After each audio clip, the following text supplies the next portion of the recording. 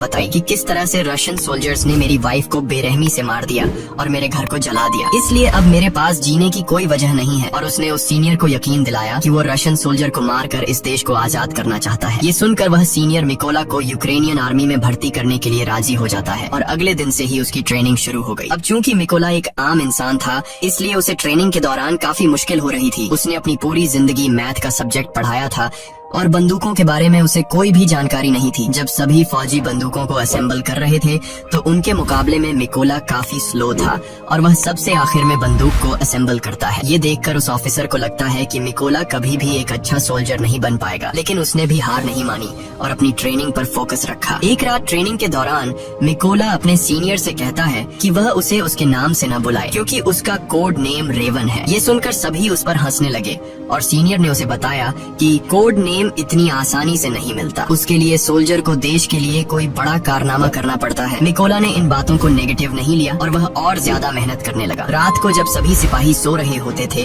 तो तब भी मिकोला चीजों को सीखने की प्रैक्टिस करता। एक दिन सीनियर सभी सोल्जर्स को बताता है कि हमारे पास स्नाइपर्स की कमी है और हमें इस नंबर को बढ़ाना होगा ताकि हम रशियंस का मुकाबला कर सकें। यहाँ सीनियर सभी से पूछता है कि तुम में से कितने लोग स्नाइपर बनना चाहते हो। ये सुनकर कुछ लोग खड़े होते हैं और उन लोगों के बीच मिकोला भी होता है क्योंकि वह भी एक स्नाइपर बनना चाहता था। मिकोला को देखकर सभी सोल्जर्स हंसने लगे।